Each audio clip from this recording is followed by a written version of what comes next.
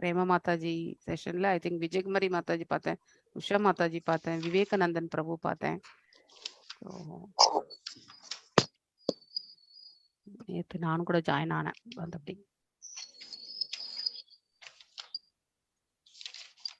மாதாஜி நான் துளசி பூஜையோட இது பண்ணிடுவேன். அதுக்கப்புறம் சாண்டிங் பண்ண அப்பதான் நேரம் இருக்கும். அதுக்கப்புறம் கொஞ்சம் கொஞ்சம் ஸ்லாண்டிங் ஆயிடுது, விட்டு விட்டு போயிடுதுன்னு அந்த நேரத்துல அதோட துளசி பூஜையோட அதுக்கப்புறம் உட்கார்ந்துருக்கவும் முடியல. நாற்காலியில வந்து உட்கார்ந்து சாண்டிங் பண்ண ஆரம்பிச்சு. ஓகே ஓகே மாதாஜி, நமக்கு எவ்வளவு முடியறதோ அவ்வளவுதான் பகவான் கேட்கிறார். பகவான் நம்மள ரொம்ப சிரமப்பட்டு நீ எதையும் செய்யன்னு சொல்ல. உனக்கு இருக்கக்கூடிய அவகாசம், உனக்கு இருக்கக்கூடிய ஃபீசிபிலிட்டி இல்லையா, நம்ம உடல் உபாதைகள் எல்லாம் நம்ம கிட்ட சொல்லிட்டு வராது இல்லையா. That is and all we have to pass through. So உடல் உபாதைகள் எப்படின்னா நம்மளை துரத்திட்டு வரக்கூடிய விலங்குகள் போலதான். ஸோ ஒரு விலங்கு நம்மள, ஒரு நாய் கூட நம்மளை துரத்தின்னு வந்தா நம்ம என்ன பண்றோம், ஓடுறோம் இல்லையா. அதே மாதிரிதான் வயதான பிறகு வியாதிகளும் நம்மள துரத்தின்றே தான் இருக்கும். ஸோ அதை நம்ம ஒண்ணுமே பண்ண முடியாது. டெய்லி ஒரு ஒரு இது ஏதாவது ஒண்ணு இருந்துட்டே இருக்கும் உடம்புல.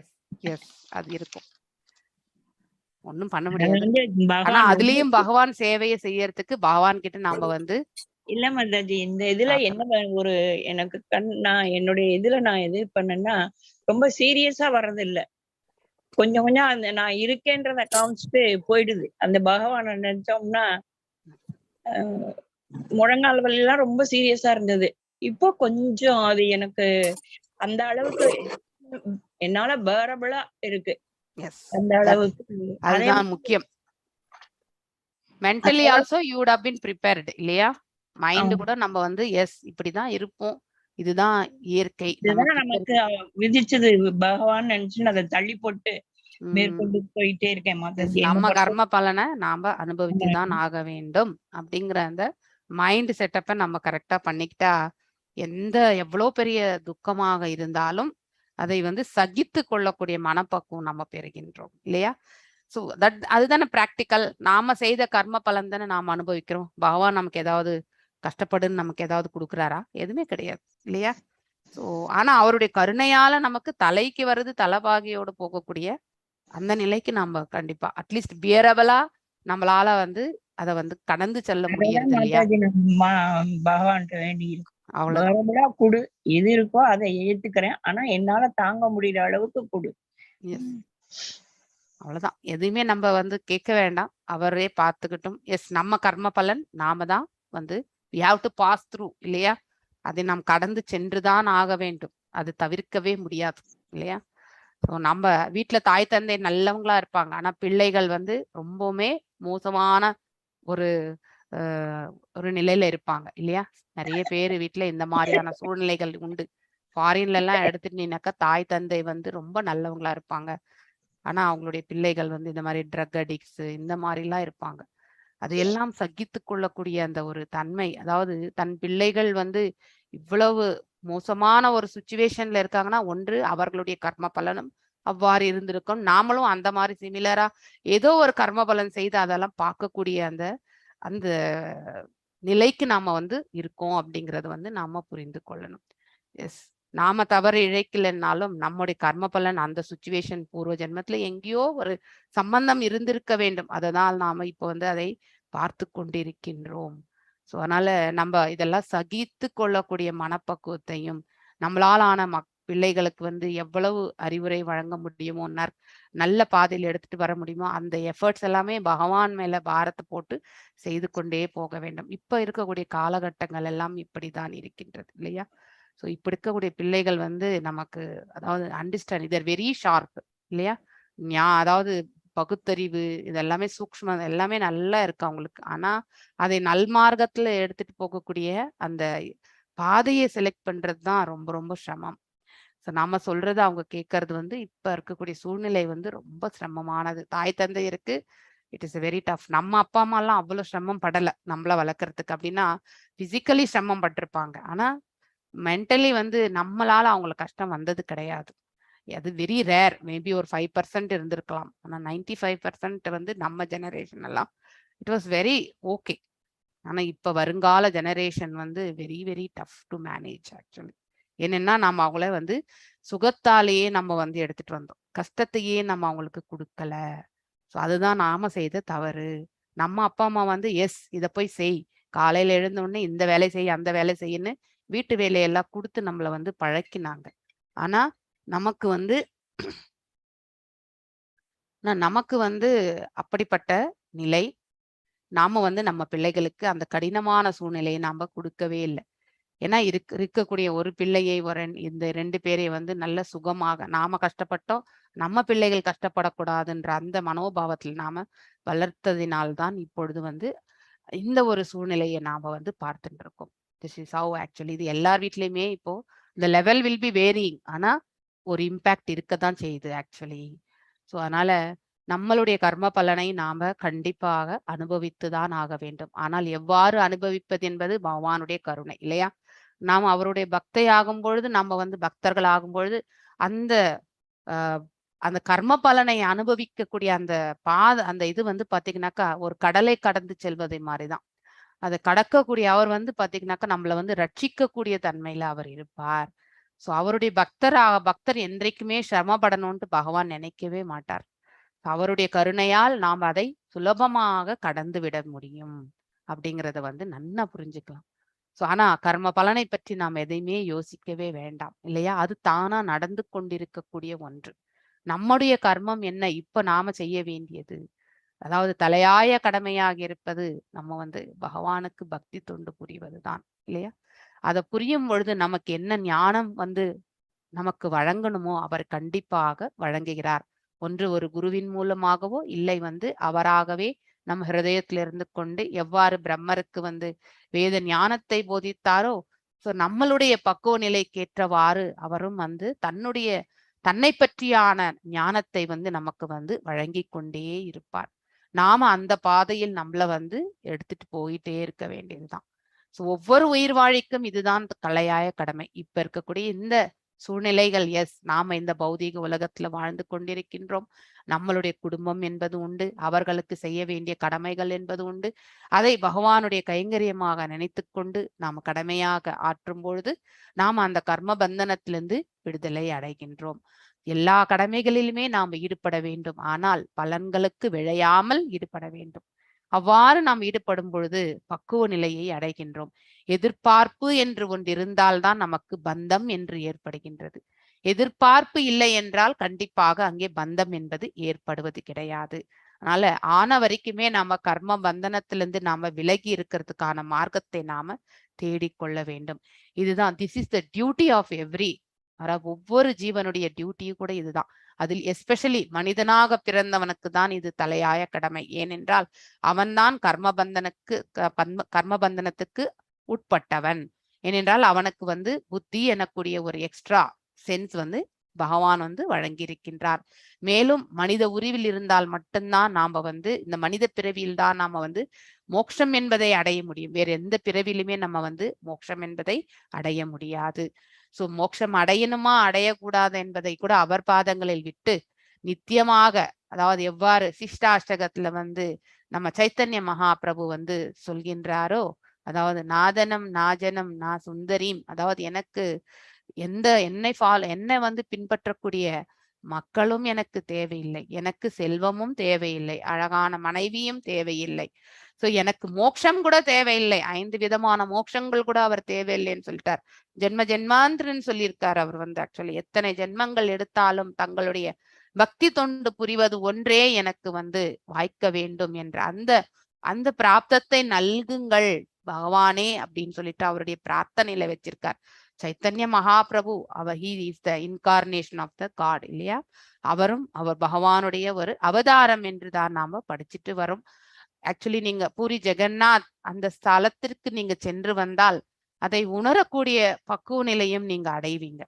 ஜெகநாத் பூரிக்கு சென்றால் அவருடைய ஸ்தலங்களுக்கு, அதாவது சைத்தன்ய மகாபிரபு வாழ்ந்த இடங்கள் அங்கெல்லாம் நாம் சென்று வரும் பொழுது அதை நாம அந்த வரலாறு, அந்த ஸ்தல வரலாறு, அந்த ஸ்தலம் எதற்காக வந்து அதாவது படைக்கப்பட்டது என்பது அந்த ஸ்தலத்துல வந்து நம்ம போய் பார்க்கும் பொழுது கண்டிப்பாக நம்மளுடைய பக்குவ நிலை வந்து வளருது. அதனால்தான் கஷேத்திரங்களுக்கு நம்ம எப்பவுமே சென்று வர வேண்டும்.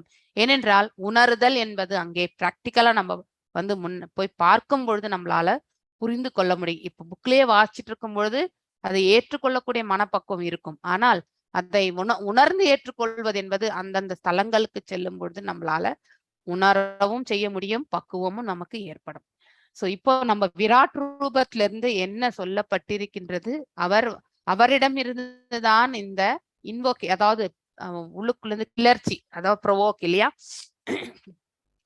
கிளறப்பட்ட, அதாவது தோன்றுகின்றது. பகவான் விராட் ரூபத்திலிருந்து விராட் புருஷரால் கிளறப்பட்ட உயிர் சக்தி, அதாவது the consciousness இல்லையா. சோ அந்த கான்சியஸ்னஸ் தான் என்ன செய்யறது, இந்த வாழக்கூடிய இந்த ஜீவன்கள் இல்லையா, 84 லட்சம் விதமான ஜீவன்களுடைய பசியையும் தாகத்தையும் வந்து அதுதான் உண்டாக்குகின்றது. சோ எங்கிருந்து இது வருகின்றது என்பதையும் நமக்கு ஒரு பசி இருக்கு, தாகம் இருக்குன்னா இந்த பிரபஞ்ச தோற்றம், இந்த பௌதீக இயற்கையே வந்து விராட் ரூபம் என்று நாம படித்து கொண்டு வருகின்றோம். அதிலிருந்து தோன்றியதுதான் வந்து இந்த உயிர் சக்தியாக இருக்க இந்த கான்சியஸ்னஸ் இல்லையா. சோ இந்த கான்சியஸ்னஸ் என்ன சொல்றது, அந்த ரூபத்திலிருந்து வந்ததுதான் நம்மளுடைய உணர்வு என்பது. அது நமக்கு வந்து இந்த அன்னமயாவை வந்து உண்டு பண்ணுகின்றது. அன்னமயா means that is will be realising, நம்ம வந்து பசி தாகம் என்பது நமக்கு ஏற்படும். உணவு உண்ண வேண்டும். உணவு உண்ட பிறகு நம்ம பகவான் வந்து வயிற்றுக்குள் இருக்கக்கூடிய அந்த அன்னமய ரூபத்தில் இருந்து கொண்டு அக்னி ஸ்வரூபத்திலிருந்து அந்த உணவை வந்து செரிக்கவும் செய்கின்றார். அவர் உண்ணவும் அருந்தவும் விரும்பிய பொழுது வாய் என்பது திறக்கின்றது இல்லையா. சாதாரணமா நம்ம இந்த வாய் எப்பொழுது திறக்கின்றது, பேசும்போது திறக்கின்ற சப்தம் இல்லையா. சோ ஏதாவது சொல்லணும் அப்படின்னு சொல்லும் பொழுது, நம்ம வந்து பேசுதல் என்னும் அந்த செயல்படும் பொழுது இந்த வாய் என்பது திறக்கின்றது. அதே மாதிரி ஃபுல்லா வாய் நம்ம வந்து பாத்தீங்கன்னா துறக்கிறது உணவு உண்ணும் பொழுது மட்டும்தான். இந்த வாய் எதுவும் ஆக்ஷன் செய்யறது கிடையாது, ஆனா திறத்தல் என்னும் அந்த செயலை மட்டும்தான் அது செய்கின்றது. சோ இது எல்லாமே நம்ம ஒவ்வொருவராக நம்ம இப்போ வந்து பார்க்க போகின்றோம். இந்த ஆசை பரம ஜீவராசி ஆகிய பரம சத்தியத்தின் இயற்கை குணமாகும் இல்லையா. சோ தாயின் கருவினுள்ள அனைத்து ஜீவராசிகளும் தங்கள் புலன் உறுப்புகளையும் புலன் உணர்வுகளையும் விருத்தியடை செய்து கொள்ளும் முறையானது விராட் புருஷரின் விஷயத்தில் உள்ள அதே கொள்கைகளை பின்பற்றுவதாகும். சோ நமக்குள்ள இருக்கக்கூடிய ஒவ்வொரு செயல், இப்போ ஒரு கண்ணுன்னா பார்த்தல் என்னும் அந்த செயலை செய்கின்றது. அதுவும் விராட் ரூபத்தில் இருக்கக்கூடிய அந்த கண்களும் வந்து பார்த்தல் என்னும் அந்த செயலை செய்வதால் சிமிலரா இருக்கக்கூடிய அதே மாதிரியான கர்மத்தை தான் இந்த கண்ணும் வந்து செய்கின்றது. மேலும் பிரேயர் சொல்லல, ஓ மறந்தே போயிட்டேன்னா சாரி. அதாவது பேசிண்டே அப்படியே திறந்துட்டேன். சரி, ஓகே, ஐ வில் ஸ்டார்ட். இந்த விளக்கத்தை முடிச்சுட்டு ஐ வில் ஸ்டார்ட்.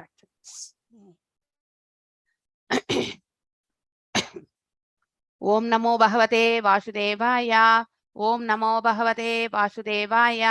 ஓம் நமோ பகவதே வாசுதேவாய. நாராயணம் நமஸ்கிருத்யம் நரம் சைவ நரோத்தமம் தேவீம் சரஸ்வதிம் வியாசம் ததோ ஜயம் உதீரயேத்.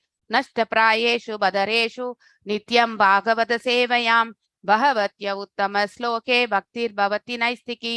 ஓம் அஜ்ஞானதிமிராந்தஸ்ய ஞானாஞ்சனய ஷலாக்கய சக்ஷுருன்மிலிதம் येन तस्मै श्री गुरवे नमः. श्री चैतन्य मनोभीष्टं स्थापितं येन भूतले स्वयं रूपा गदा माह्यं तदा स्वापदण्डिकं. हे कृष्णा करुण सिन्धु दीनबन्धु जगत्पते गोपेशा गोपिका कान्त राधकान्त नमस्तुते. तप्त काञ्चन गौरांगी राधे वृंदावनेश्वरी वृषभानुसुते देवी प्रणमामि हरिप्रिये. वाञ्छकल्पदारुभ्यश्च कृपसिन्धुभ्यैव च पतितनां पावनेभ्यो वैष्णवेभ्यो नमो नमः. जय श्री कृष्ण चैतन्य प्रभु नित्यानंद श्री अद्वैत गदाधर श्रीवासदि गौर भक्त वृंदा. हरे कृष्णा कृष्ण कृष्ण हरे हरे, हरे राम राम राम हरे हरे. तो प्रभुपाद प्रणतियोட நாம் இந்த செஷனை ஸ்டார்ட் பண்ணலாம். யாராவது பிரபுபாத பிரணதி பாடணும்னு நினைக்கிறீங்களா? நம ஓம் விஷ்ணு பதாய कृष्ण पृष्ठाय भूतले श्रीमति भक्ति वेदांत स्वामिन् नामिने. नमो विष्णु पदाय कृष्ण पृष्ठाय भूतले श्रीमति भक्ति वेदांत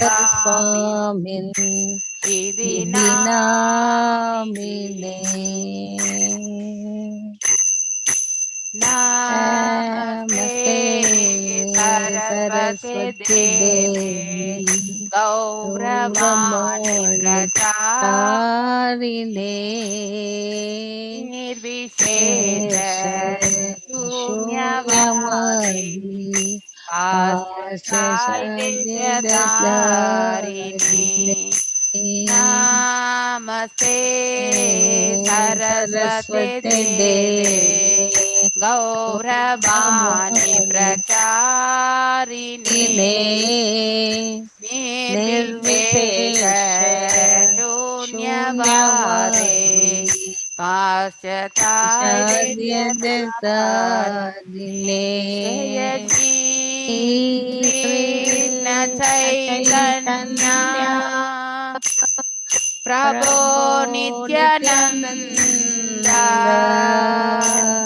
श्री अद्वैत गदाधर शिवासादि गौर भक्त वृंद जय श्री कृष्ण चैतन्य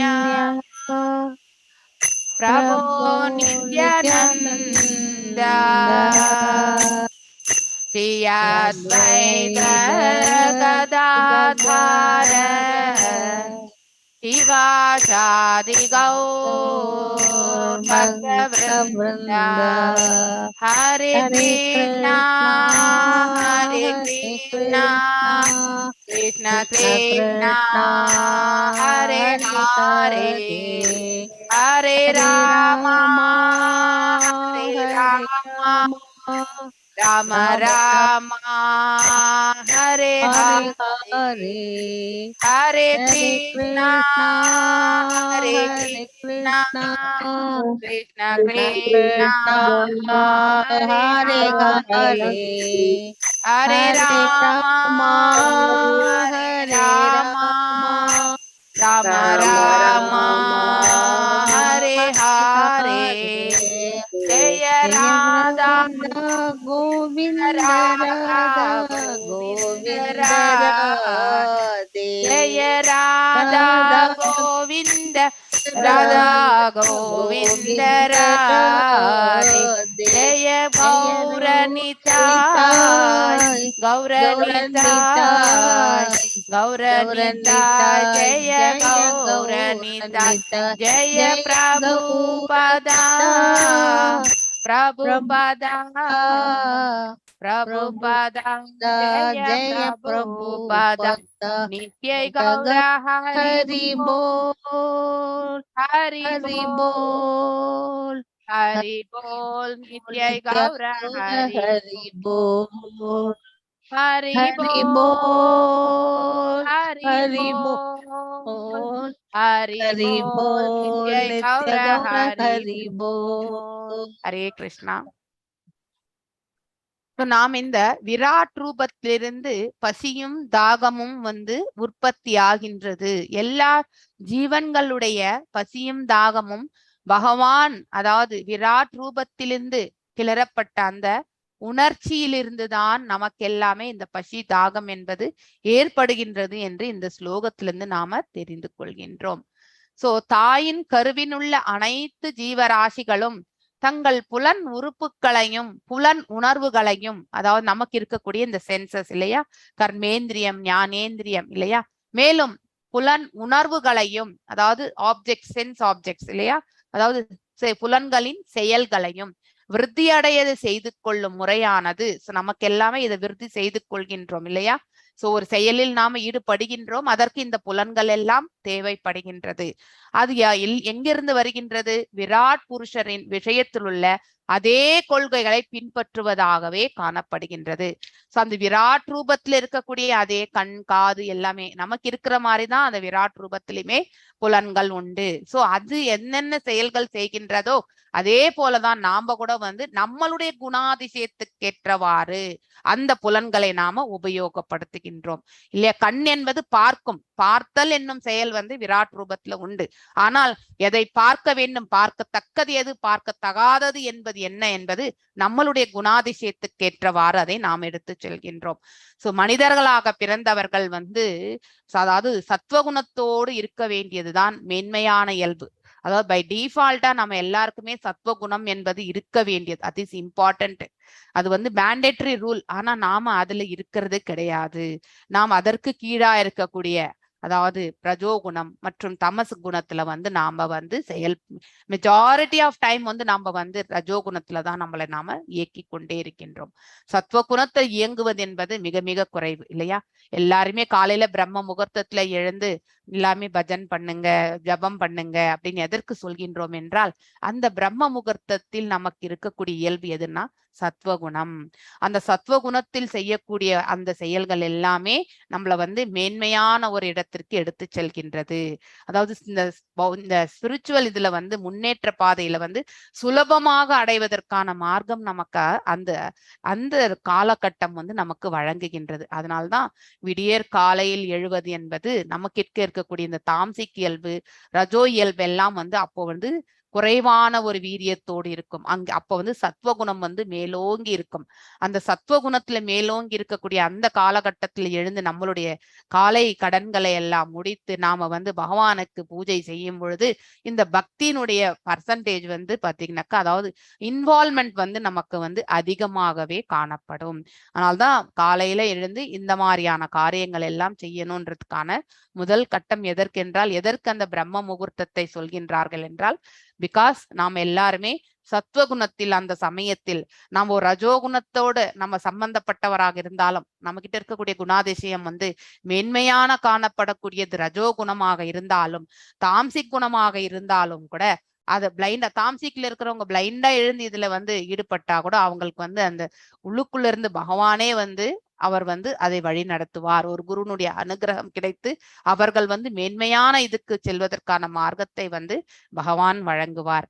அதனால மார்னிங் நம்ம எழுந்து செய்யக்கூடிய, அதாவது அர்லி மார்னிங் இல்லையா, அதாவது விடியற் காலை 4:30 அந்த பிரம்ம முகூர்த்தத்துல 4 அந்த 6 செய்யக்கூடிய அனைத்து பூஜைகளுமே மேன்மையானதாக இருக்கும். சுத்தம், அதாவது பியூரிட்டி இல்லையா? ஏன்னா மனசுல எந்த சஞ்சலமும் இருக்காது, யார் மேலேயும் எந்த விதமான எண்ணங்களும் இருக்காது. வெறுமனே பிளெயினா தூங்கி எழும்பொழுது நம்ம வந்து பக்தியில மட்டும்தான் நம்மளால முழுமையாக ஈடுபடுத்தக்கூடிய அந்த மனப்பக்குவம் இருக்கும்.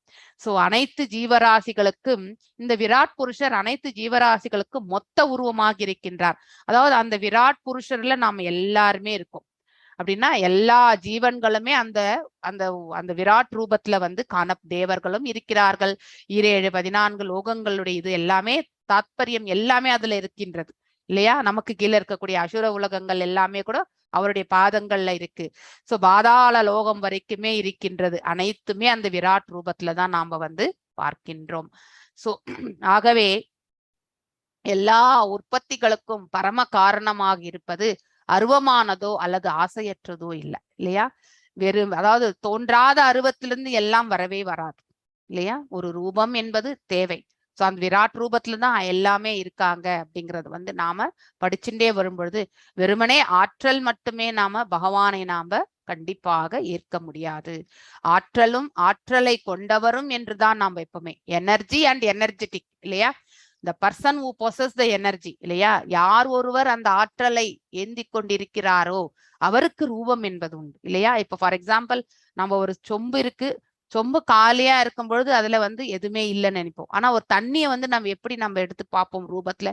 ஒரு குடம் தண்ணி என்று நம்ம சொல்கின்றோம். அதே மாதிரிதான் பகவானுடைய ஆற்றல் எல்லையற்றது.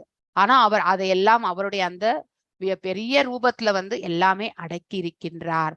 பெரியவற்றிலெல்லாம் பெரியவராகவும் சிறியவராகவும் அவரால் வந்து அதாவது அவரால் வந்து தோற்றம் அளிக்க முடியும்.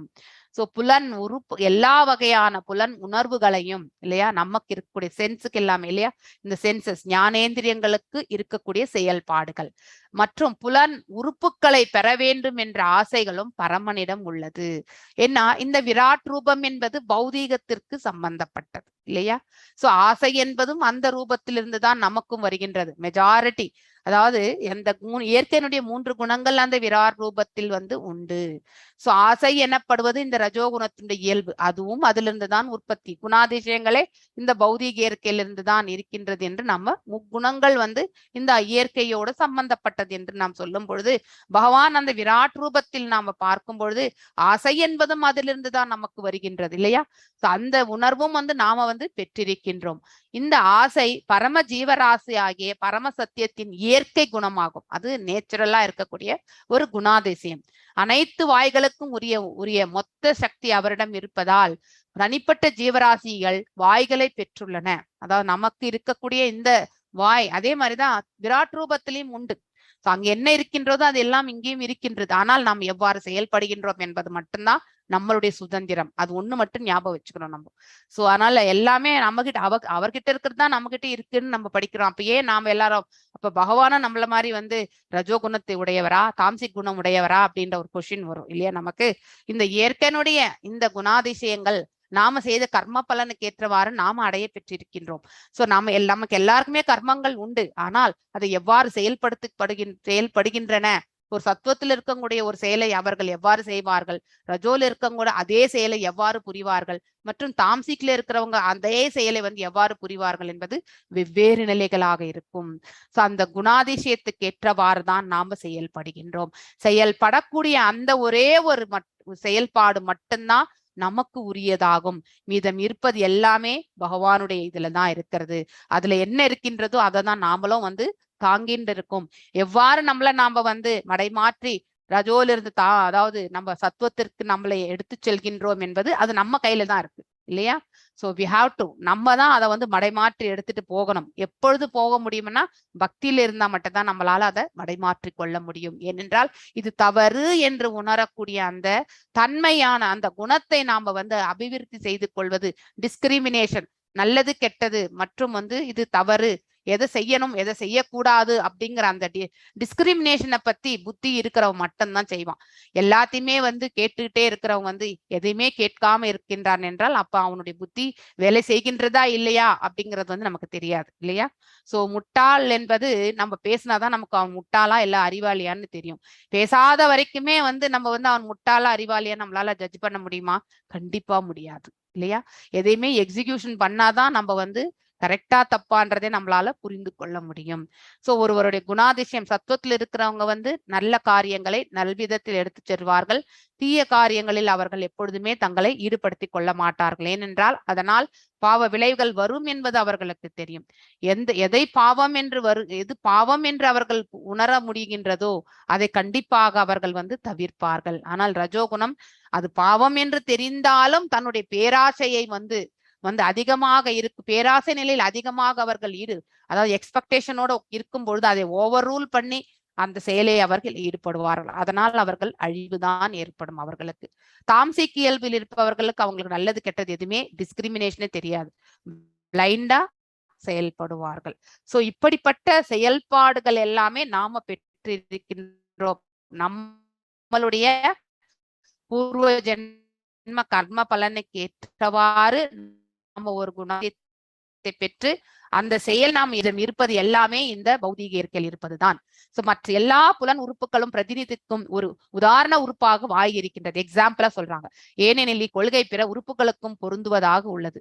சோ எப்படி நமக்கு வாய் இருக்கின்றதோ எல்லாருக்கும் அதே மாதிரி அந்த விராட் ரூபத்திலையும் நமக்கு கண் இருக்கிற மாதிரிதான் அந்த விராட் ரூபத்திலையும் கண்ணும் உண்டு. எல்லாமே உண்டு. கர்மேந்திரியங்கள் ஞானேந்திரியங்கள் எல்லாமே அதுல உண்டு. ஆனால் எவ்வாறு செயல்படுகின்றோம் என்பது நம்ம கிட்டதான் இருக்குது அப்படிங்கறது புரிந்து கொள்ள வேண்டும். பதம் 18. எஸ், இவங்க பிரியா பாலாஜி மாதாஜி வாசிங்க. முகத்தஸ்தாலு நிர்பின்னம் ஜிஹ்வா தத்ரோபஜாயதே ததோ நானா ரஜோஷ் ஜக்னே ஜிஹ்வாயோ அதிகம் யதே. எஸ், வாசிகம் மாதாஜி. ஹரே கிருஷ்ணா மாதாஜி. ஹரே கிருஷ்ணா மாதாஜி. மாதாஜி 18th மாதாஜி. எஸ், 18. முகதஸ்தாலு நிர்பின்னம் ஜிஹ்வா தத்ரோபஜாயதே ததோ நானா ரசோ ஜக்ஞே ஜிஹ்வயா யோ அதிகம் யதே. வாயிலிருந்து, தாலு சுவை, நிர்பின்னம் உண்டாக்கப்பட்டு, ஜிஹ்வா நாக்கு, தத்ர அதன் பலனாக, உபஜாயதே படைக்கப்படுகிறது. தத அதன் பின் நானா ரச பலவிதமான சுவைகள் ஜக்னே தோற்றத்திற்கு வந்தன. ஜிவ்வயா நாவால் எது அதிகம் எதே சுவைக்கப்படுகின்றன. மொழிபெயர்ப்பு. வாயிலிருந்து சுவை தோன்றியது, அதன் பலனாக நாவும் கூட உற்பத்தி செய்யப்பட்டது. பின் நாவால் சுவைத்து அனுபவிக்கப்படுவதற்காக எல்லா வகையான சுவைகளும் தோற்றத்திற்கு வந்தன. பொருளுரை. இப்பரிமாண வளர்ச்சி முறை ஆளும் மூர்த்திகள் அதிதைவ இருப்பதை குறிப்பிடுகிறது. ஏனெனில் வருணன் எல்லா வகையான ரசங்களுக்கும் ஆளும் மூர்த்தியாக இருக்கிறார். எனவே எல்லா வகையான ரசங்களையும் சுவைக்கும் நாவிற்கு வாய் இளைப்பாறும் இடமாகியது. இதனை ஆளும் மூர்த்தி வருணதேவன் ஆவார். நாவின் தோற்றத்துடன் வருணனும் பறைக்கப்பட்டார் என்பதையே இது குறிக்கிறது. நாவும் சுவையும் கருவிகளாக இருப்பதால் அவை அதிபூதம் அல்லது ஜடத்தின் வடிவங்களாகும். ஆனால் ஒரு ஜீவராசியாக இருக்கும் ஆளும் மூர்த்தி அதி தெய்வமாகும். அவ்வாறு இருக்க அச்செயலுக்கு கீழ்ப்படியும் நபர் அத்தியாத்மம் எனப்படுகிறான். இவ்வாறாக விராட் புருஷரின் வாய் திறந்த பின் இம்மூன்று பிரிவினைகளின் தோற்றமும் விளக்கப்படுகிறது. இப்பதத்தில் குறிப்பிடப்பட்டுள்ள 4 கொள்கைகளும் அத்தியாத்மம், அதிதெய்வம் மற்றும் அதிபூதம் எனும் 3 முக்கிய கொள்கைகளை விளக்க உதவுகின்றன. இது ஏற்கனவே விவரிக்கப்பட்டுள்ளது. ஹரே கிருஷ்ணா. ஹரே கிருஷ்ணமா. முகதஸ்தாலு நிர்பின்னம் ஜிஹ்வா தத்ரோ பஜாயதே ததோ நான ரஜோ ஜக்னே ஜிஹ்வாயோ அதிகம் யதே. அதாவது முகத அதாவது வாயிலிருந்து, தலாலு சுவை, நிர்பின்னம் உண்டாக்கப்பட்டு, ஜிவ்ஹா நாக்கு, தத்ர அதன் பலனாக, உபஜாயதே படைக்கப்படுகிறது, தத அதன் பின், நானா ரச பலவிதமான சுவைகள், ஜக்னே தோற்றத்திற்கு வந்தன, ஜிவ்ஹா நாவால், எது அதிகம் எதே சுவைக்கப்படுகின்றன. அதாவது வாயிலிருந்து சுவை தோன்றுகின்றது. நம்ம எப்படி சாப்பிடும் பொழுதுதான் அந்த டேஸ்ட் என்னன்னு நம்ம கண்டுபிடிக்கிறோம் இல்லையா? சில சமயத்துல நாசியால் நுகர்ந்து நம்ம டேஸ்ட் கண்டுபிடிக்க முடியாது. அது என்ன வஸ்து, காரமானதா இல்ல ஸ்வீட்டா அப்படிங்கிற அந்த அந்த மனத்தை வச்சு நம்ம ஓரளவுக்கு யூகிக்க முடியும். ஆனால் சுவைத்தால்தான், அதாவது நாவில் சுவைக்கும் பொழுதுதான் அதனுடைய ருச்சி என்ன, நல்லா இருக்கா இல்ல அதாவது டேஸ்ட் இருக்கா, டேஸ்ட் இல்லையா, ரொம்ப காரமா இருக்கா, புளிப்பா இருக்கா, கசப்பா இருக்கா, இனிப்பா இருக்கா அப்படின்னு இந்த 4 வகையான டேஸ்ட் எல்லாமே நம்ம கண்டுபிடிக்கிறோம் இல்லையா? இல்லைன்னா ஒரு சோபரா எதுவுமே இல்லை, உப்பு கலந்து இருக்கின்றதா, இப்படி நாம இந்த டேஸ்ட் எல்லாத்தையுமே நம்ம கண்டுபிடிக்கிறோம். அதன் பலனாக வாயிலிருந்து சுவை தோன்றுகின்றது. That is first point. 2வது, அதன் பலனாக நாவும் கூட உற்பத்தி செய்யப்பட்டுகின்றது. நெக்ஸ்ட் நாக்கு ஏற்படுகின்றது நமக்கு இல்லையா? ஒவ்வொரு ஆர்கனும் தாயின் கருவில் இருக்கும் பொழுது ஏற்படக்கூடிய ஒன்றுதான் இல்லையா? முதல்ல அது ஒரு பிண்டமாக தான் இருக்கும். அதுக்கப்புறம் தான் எல்லாமே ஒன்னொன்னா வளர்கின்றது. முதல் அந்த 3 மாதங்கள் இந்த எல்லாமே வளர்ச்சி தான். இந்த ஸ்ட்ரக்சர், பேசிக் ஸ்ட்ரக்சர் வளர்கின்றது. அதுக்கப்புறம் எல்லாமே விரிவாங்க, பெருசாகிறது தான் எல்லாமே இல்லையா? இந்த ஃபர்ஸ்ட் 3-4 மந்த்ஸ் இந்த அதாவது தாயின் கருவுல இந்த பிண்டமாக இருக்கக்கூடிய அந்த கரு எல்லா பாடி ஸ்ட்ரக்சரையுமே ஏற்படுத்துகின்றது. அதே மாதிரிதான் அதன் பலனாக நாவும் கூட உற்பத்தி செய்யப்பட்ட பின், நாவால் தான் நம்மளால சுவைக்க முடியும். நாக்கு இல்லைன்னா நம்மளால சுவை பண்ண முடியுமா? கண்டிப்பா முடியாது. நாக்கு தான் நமக்கு சுழட்டி இந்த பல்லோட இது பண்ணி இந்த 2 ஆக்ஷன்ஸுமே ஒத்து போறது. இந்த வாயில இருக்கக்கூடிய பல்லும் மற்றும் நாக்கு, இதுதான் சுவைக்கின்றது. அதோட அதுக்குள்ள வரக்கூடிய இந்த சலைவா இல்லையா? அது நமக்கு இன்னும் ஈஸியா டைஜஷன் பண்ற அந்த ஸ்டேட்டஸ் நம்ம நல்லா கிரைண்டிங் பண்ணி சூ பண்ணி உள்ள போடுறோம் இல்லையா? சிலதெல்லாம் உறிஞ்சி குடிக்கிறோம் இல்லையா? சிலது நக்கிதான் சாப்பிட வேணும், சிலது நல்லா கடிச்சு மெல்லணும் இல்லையா? சிலது நம்ம சுவைத்தல் 4 விதமான உணவுப் பொருட்கள் படிச்சிருக்கிறோம் இல்லையா? நம்ம ஒண்ணு நம்ம ஜூசியா இருக்கும், சிலது ஜூசியா இருக்கும்போது உறிஞ்சுவோம் இல்லையா? இந்த 4 விதமான எஸ் அதாவது கட்டியா இருக்கிற உணவு, அதுக்கப்புறம் ஜூஸா இருக்கிற உணவு குடிக்கிறது, அதுக்கப்புறம் இழுக்கிறது, இழுத்தல் இல்லையா, அப்படின்னு உறிஞ்சறது.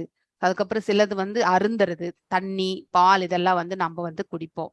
பகவானுக்கு நைவேத்தியம் நம்ம அந்த சம்சார தாவல பாட்டுல கூட பாத்தீங்கன்னாக்கா 4வது பதம் அதுதான் இல்லையா? சதுர்விதா அப்படிங்கறது வந்து பிரகவத் பிரசாதம்னு வரும் பாருங்க. 4 விதமான உணவுப் பொருட்களை பகவானுக்கு நம்ம வந்து படைக்கின்றோம். அதனாலதான் பால் மெயினா நம்ம வைப்போம் இல்லையா? அது வந்து நம்ம ஒரு குடிக்கிறது ஆக்சுவலி. ஸோ அந்த மாதிரி சாலிட், செமி சாலிட், அதுக்கப்புறம் வந்து பேஸ்டா இருக்கிறது சாப்பிட்றது, நக்கி சாப்பிட்றது, இந்த மாதிரி வந்து 4 விதமான உணவுப் பொருட்கள், 4 விதமான சுவை, அறுசுவை, கரெக்ட், அறுசுவை உணவு, பட் 4 விதமான, அதாவது உணவுப் பொருட்கள், அதாவது அந்த பதம் இல்லையா? சிலதெல்லாம் கட்டியா தான், ரைஸ் வந்து கட்டியா தான் இருக்கும், சாம்பார் வந்து ஜூஸா தான் இருக்கும் நமக்கு இல்லையா? அதே மாதிரி வந்து ரசம் வந்து தண்ணி மாதிரி தான் இருக்கும், குடிக்க முடியும், மோர் தண்ணி மாதிரி இருக்கும், தயிர் வந்து கட்டியா தான் இருக்கும், அதை வந்து நம்ம வந்து நக்கியும் சாப்பிடுவோம் நம்ம. இந்த மாதிரி ஒன்னொன்னு ஒரு ஒரு விதமான செயல்பாடுல தான் இந்த நாக்கு டிஃபரெண்ட் ஆக்ஷன்ஸ், 4 விதமான ஆக்ஷன்ஸ் செய்யறது. ஸோ நாவால் சுவைத்து அனுபவிக்கப்படுவதற்கான எல்லா வகையான சுவைகளும் தோற்றத்திற்கு வந்தன, அறுசுவை உணவுகள் இல்லையா? இப்பரிமாண வளர்ச்சி, இப்ப வாயிலிருந்து நாக்கு, நாக்கிலிருந்து ருசி இல்லையா? ஸோ வாயிலிருந்து அந்த சுவை என்பது தோன்றக்கூடியதுக்கு சப்போர்ட்டா என்ன வேணும்? நாக்கு வேணும், பல்லு வேணும். அதே மாதிரி ஆளும் மூர்த்திகள். இந்த ஆளும் மூர்த்திகள் வந்து அதி தெய்வம் என்பதை குறிப்பிடுகிறது. ஏனெனில் சுவை என்னக்கூடிய அந்த இது வந்து நமக்கு வர்ண பகவான் வந்து மழை பொழிந்தால் மட்டும்தான் விளைச்சல் இல்லையா? விளைச்சல் இருந்தாதான் நம்ம வந்து அதை உணவாக சமைத்து நம்மளால சாப்பிட முடியும். ஸோ மெயின் சோர்ஸ் எங்கன்னாக்கா மழையிலிருந்து தான். மழையும் சூரியனும் மிகவும் முக்கியம். இவங்க 2 பேருமே வந்து மிக மிக முக்கியமானவர்கள். சோ ரசங்களும் ஆளும் மூர்த்தியாக இருக்கின்றார். சோ அந்த நீரிலிருந்து தான் சுவையே வர்றது. சோ நீர் வந்து சுவை. இப்ப வந்து உப்பு நீர்ல பயிர் செஞ்சா அந்த அந்த வெஜிடபிள்ஸ் வந்து அவ்வளவு சுவை இருக்காது. அதே நன்னீர்ல, ஆற்று நீர்ல பயிர் செய்யக்கூடிய அந்த ஆற்றங்கரை ஓரத்தில் இருக்கக்கூடிய நிலங்கள் எல்லாமே அந்த ஆற்று நீரால வந்து வளமை அடைகின்றது. அதனால் விளையக்கூடிய பயிர்கள் பாத்தீங்கன்னாக்கா டேஸ்டா இருக்கும் அந்த வெஜிடபிள்ஸ் இல்லையா? நீரினுடைய அந்த சுவையை வச்சே நம்ம வந்து வெஜிடபிள்ஸ் வந்து நம்ம கண்டுபிடிச்சிடலாம். ஸோ எனவே எல்லா வகையான ரசங்களை சுவைக்கும் நாவிற்கு, நாவு எல்லா விதமான உப்பையும் வந்து சுவைக்கும். அதே மாதிரி வந்து உப்பு கரிக்கிறதுன்றது நம்ம கண்டுபிடிப்போம். ரொம்ப உரப்பா இருக்கு, காரமா இருக்கிறதும் சொல்லுவோம், புளிப்பா இருக்கிறதும் சொல்லுவோம், கசப்பா இருக்கிறதும் சொல்லுவோம், அதே மாதிரி இனிப்பா இருக்கிறதையும் நம்ம சொல்லுவோம். இந்த மாதிரி உணவு வகைகளுடைய டேஸ்ட் எல்லாமே டேஸ்ட் பட்ஸ் நமக்கு இருக்கு இல்லையா? ஸோ இந்த நாக்குல தான் இருக்கிறது அந்த டேஸ்ட் பட்ஸ். வாய் திற இளைப்பாறும் இடமாகும். உணவு வந்து நல்லா ருசிச்சு சாப்பிடும் போது நிறைய நேரம் வந்து அந்த நாக்கிலே தங்கும் பொழுது நாம் அந்த சுவையினுடைய மேன்மையை வந்து உணர்கின்றோம் இல்லையா?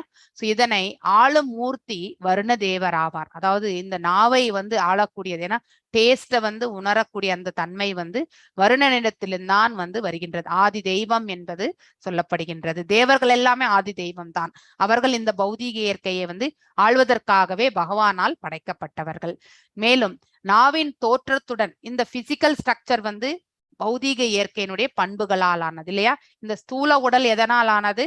பௌதீக இயற்கையினுடைய 24 பண்புகளால் ஆனது. ஒவ்வொரு அங்கம் கூட அந்த பௌதீக பண்பு தான். அது ஆதிபூதம் என்று சொல்லப்படுகின்றது. மேலும் இந்த ஜீவன் இந்த உடலுக்குள்ள உட்கார்ந்து இருக்கக்கூடிய ஜீவாத்மா வந்துதான் வந்து நம்ம வந்து அவனும் இந்த செயல்பட இந்த எந்திரத்தை வந்து பாத்தீங்கன்னாக்கா ஒரு உணர்வால வந்து எல்லா புலன்களும் மனதை வந்து என்ன பண்றான்? அவன் வந்து இயக்க ஆரம்பிக்கின்றான். மனது என்ன செய்கின்றது?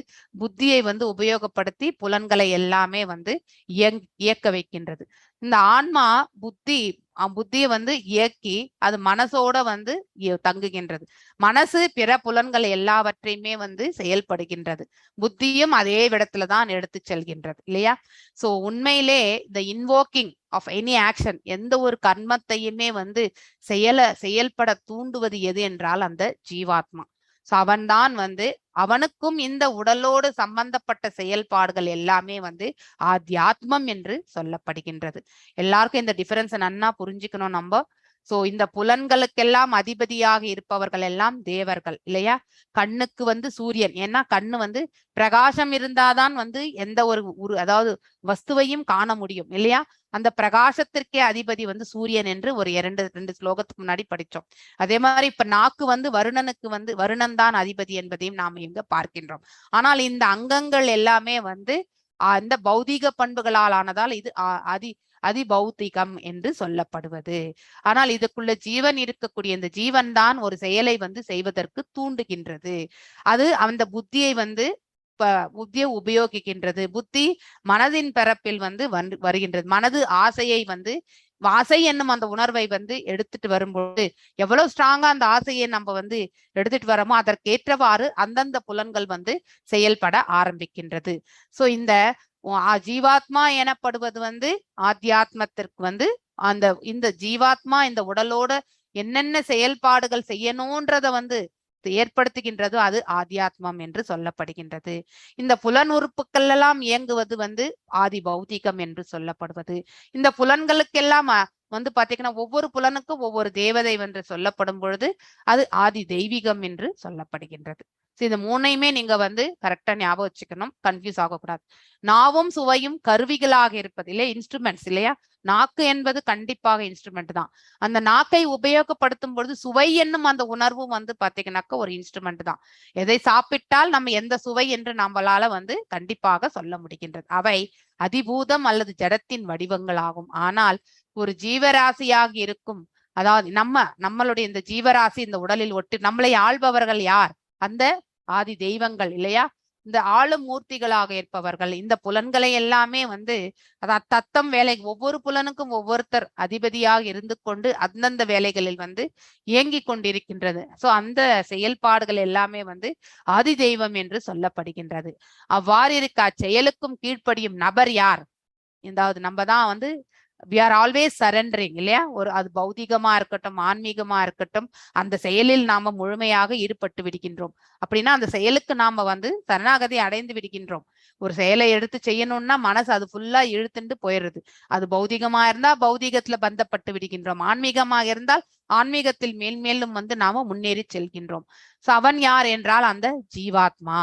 சோ அவன்தான் ஆத்தியாத்மம் என்று சொல்லப்படுகின்றது. இவ்வாறாக விராட் புருஷரின் வாய் திறந்த பின் இந்த நாக்க வச்சே நம்மளால வந்து அதாவது வெறுமனே இந்த பிசிக்கல் டங் வந்து அதாவது இந்த உறுப்பு வந்து ஆதி பௌத்திகம், இந்த உறுப்பை செயல்பட வைப்பவன் ஜீவாத்மா வந்து இயக்குகின்றான் இல்லையா.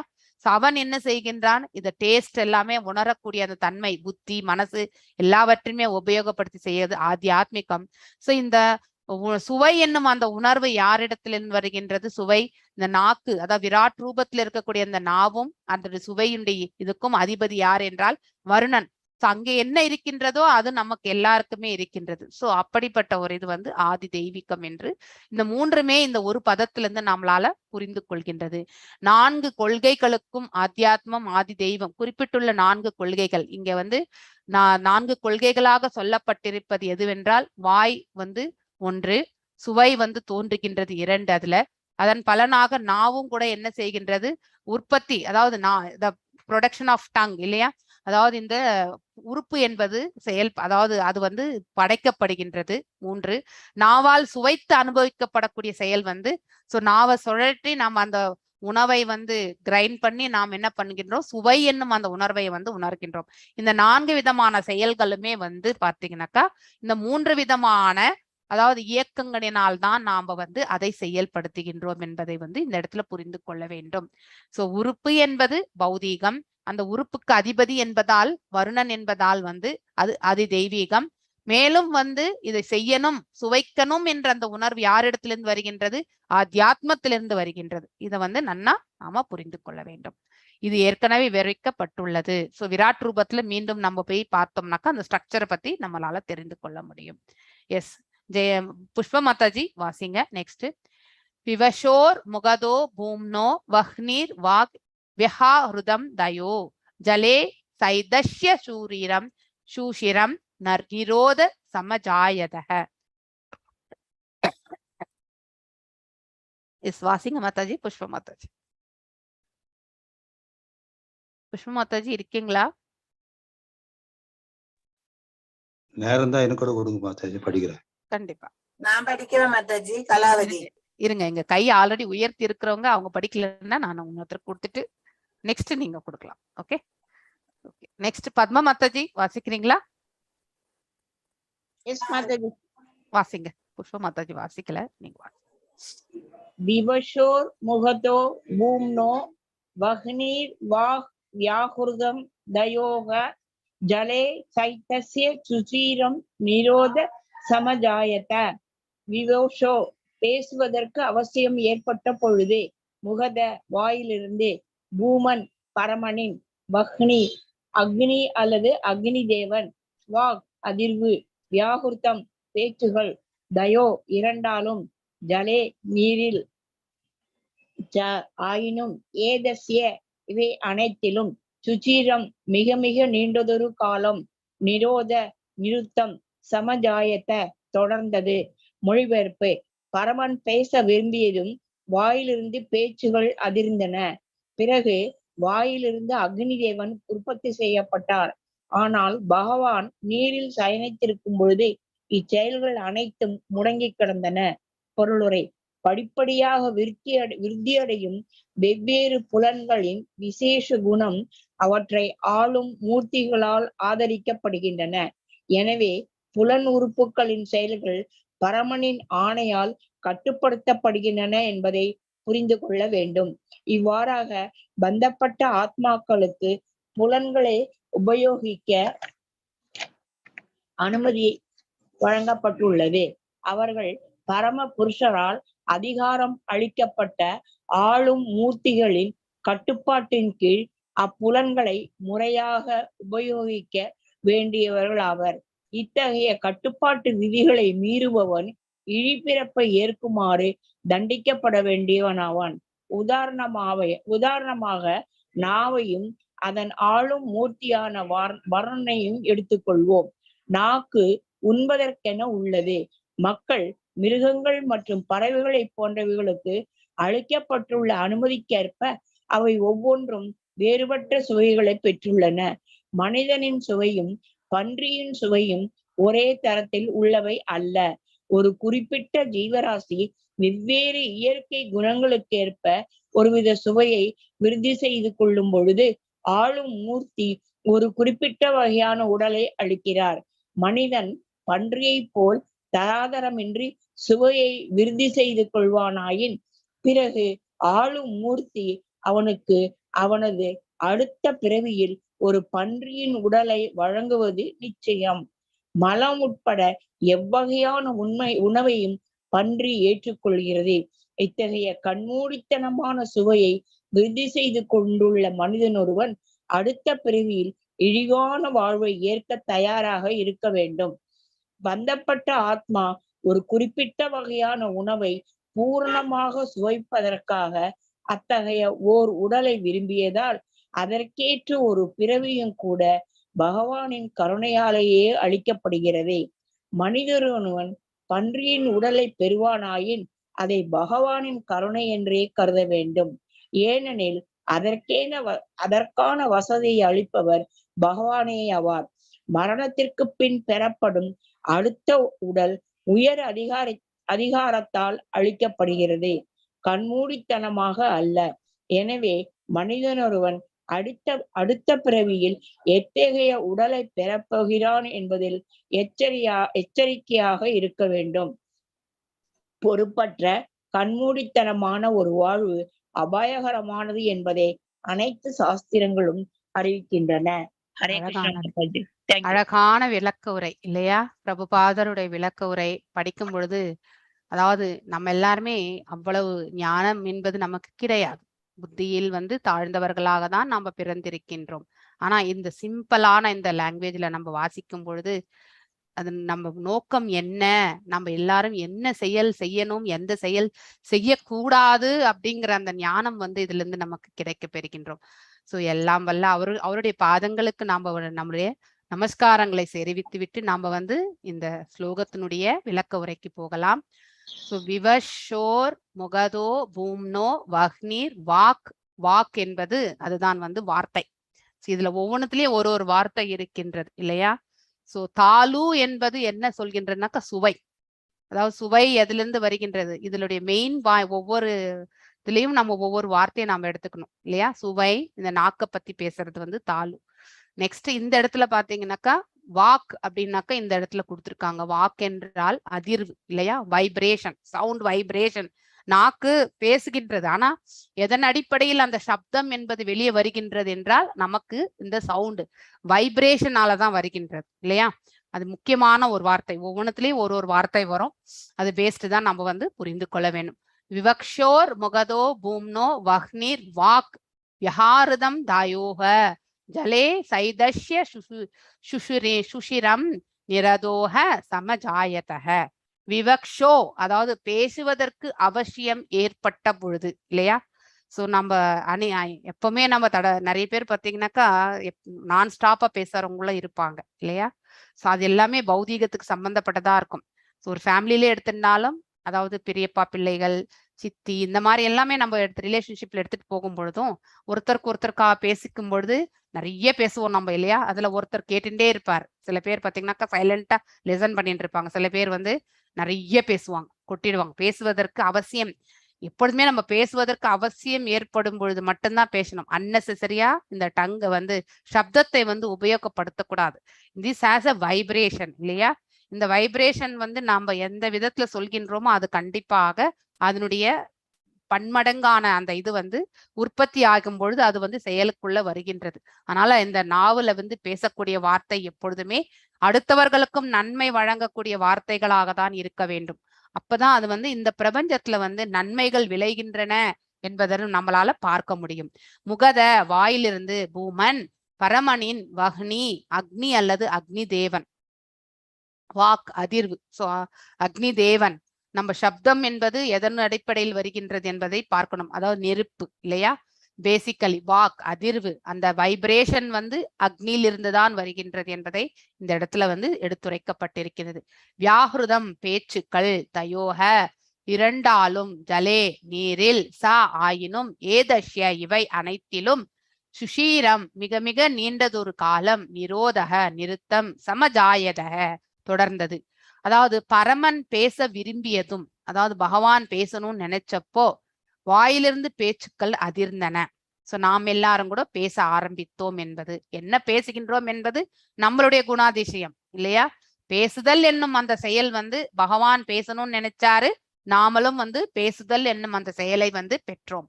விசேஷ், அதாவது பிறகு வாயிலிருந்து அக்னி தேவன் உற்பத்தி செய்யப்பட்டார். சோ இந்த இதுல இருந்து வரக்கூடிய இந்த பேச்சினுடைய அதிர்வுகள் எதனால வருது, இந்த பஞ்சமகாபூதங்கள் இருக்கக்கூடிய அக்னி தேவனால் இல்லையா, நெருப்பு, அதனால வந்து உற்பத்தி செய்யப்பட்டது. சப்தம் என்பது அதிலிருந்துதான் உருவானது என்பதை இந்த இடத்துல வந்து சொல்லப்பட்டிருக்கின்றது. ஆனால் பகவான் நீரில் சயனித்திருக்கும் பொழுது இல்லையா, கர்ப்போதகம் என்னும் அந்த நீரில் வந்து பகவான் சயனித்திருக்கின்றார். இச்செயல்கள் அனைத்தும் முடங்கி கிடந்தன. அதாவது அவர் நீரில் சயனித்திருக்கும் பொழுது இதெல்லாம் முடங்கி கிடந்தன என்று மேலும் இந்த இடத்துல வந்து எடுத்துரைக்கப்படுகின்றது. படிப்படியாக விருத்தி அடையும். பகவான் படுத்துட்டு இருக்கும் பொழுது படைப்பதற்கு முன்னே அங்கே சயனித்திருந்தார்.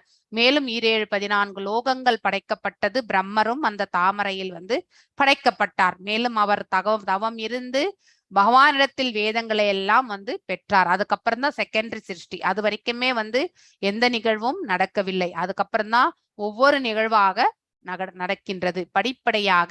அதாவது படைத்தல் என்று ஆரம்பித்து அதுக்கப்புறம் மெயின்டெனன்ஸ், அதுக்கப்புறம் வந்து அழிவுறுதல், இந்த 3 செயல்பாடுகளுமே நடக்க ஆரம்பிக்கின்றது. படிப்படியாக விருத்தி அடையும், ஸ்டெப் பை ஸ்டெப் இல்லையா. ஒவ்வொரு இதே தாயினுடைய கருவில கூட எடுத்த உடனே எல்லாமே ஒன்னொன்னாதான், ஒவ்வொரு உறுப்பும் தான் வந்து அபிவிருத்தி ஆகின்றது இல்லையா. வளர்ச்சி என்பது ஒவ்வொரு இதுலயும் வந்து வெளிப்படையாகின்றது. ஸோ ஆனா வந்து ஒரேடியா நம்ம எதையுமே நம்ம வந்து காணவில்லை. நம்ம அந்த வீடியோ ஒன்று பார்த்தோம் இல்லையா, சாங்கிய யோகத்தில் நம்ம இன்னும் அடுத்த காண்டத்துல படிக்க போகின்றோம். ஸோ இந்த செஷன் முடியும் பொழுது கிருஷ்ணா பிரபு அந்த டெத் அண்ட் பர்த் வீடியோ ஒரு வாட்டி போடுங்க. ஸோ ஒவ்வொரு ஸ்டெப் பை ஸ்டெப் எப்படி ஒரு உறுப்பு ஃபார்ம் ஆகுறது இல்லையா, அதே மாதிரிதான் படிப்படியாக விருத்தி அடையும் ஒவ்வொரு புலன்களின் விசேஷ குணம் இல்லையா. அந்த குணம் என்பது நாம பெற்றுக்கொண்டு வந்திருக்கின்றோம். அவற்றை ஆளும் மூர்த்திகளால் ஆதரிக்கப்படுகின்றன. நமக்கு எல்லாமே அவங்கதான் சப்போர்ட் இல்லையா. சோ நம்ம எந்த குணாதிசயத்தோடு நாம் செயல்படுகின்றோமோ அவர்களும் நமக்கு அதை கொடுத்துறாங்க. They are also giving the blessing for that நமக்கு. எனவே புலன் உறுப்புகளின் செயல்கள் பரமனின் ஆணையால் கட்டுப்படுத்தப்படுகின்றன என்பதை புரிந்து கொள்ள வேண்டும். தேவர்களும் பகவானுடைய அந்த விராட் ரூபத்துல தான் இருக்காங்க இல்லையா. அவர்கள் எல்லாம் நம்முடைய புலன்கள், ஒவ்வொரு புலனையும் ஒவ்வொருத்தர் வந்து ஆண்டு கொண்டிருக்கின்றார். சோ அதுக்கு எல்லாமே அதி தேவதைகள். சோ அப்படி அவர்களும் யாருடைய ஆளுமைக்குள்ள இருக்காங்க, எல்லாம் வல்ல இறைவனுடைய ஆளுமைக்குள்ள, ஈஸ்வரா இல்லையா. ஈஸ்வரா என்றால் த சுப்ரீம் கண்ட்ரோலர், அதாவது உயர்ந்த கட்டுப்பாட்டாளர் என்று பொருள். இவ்வாறாக பந்தப்பட்ட ஆத்மாக்களுக்கு புலன்களை உபயோகிக்க அனுமதி வழங்கப்படுகின்றது. நமக்கு எல்லாருக்குமே பர்மிஷனோட தான் நம்ம அதை உபயோகப்படுத்திட்டு இருக்கோம் இல்லையா. வித்தவுட் பர்மிஷன் நாம் எதையுமே இந்த இடத்துல உபயோகப்படுத்தவில்லை. we are not at all. இந்த ஸ்தூல உடலும் கூட வந்து இயக்கத்திற்கு வருவது இந்த தேவர்களுடைய அனுமதியால தான். இந்த தேவர்கள் எல்லாம் யாரிடத்தில் யாருடைய கட்டளையின் கீழ் இயங்குபவர்கள்? எல்லாம் வல்ல இறைவனுடைய கட்டளையின் கீழ் இயங்குபவர்கள். சோ இன்டைரக்டா பகவானுடைய, அதாவது அவருடைய அப்ரூவல்ல தான் நாம் எல்லாருமே நம்முடைய செயல்பாடுகளை செய்து கொண்டிருக்கின்றோம்.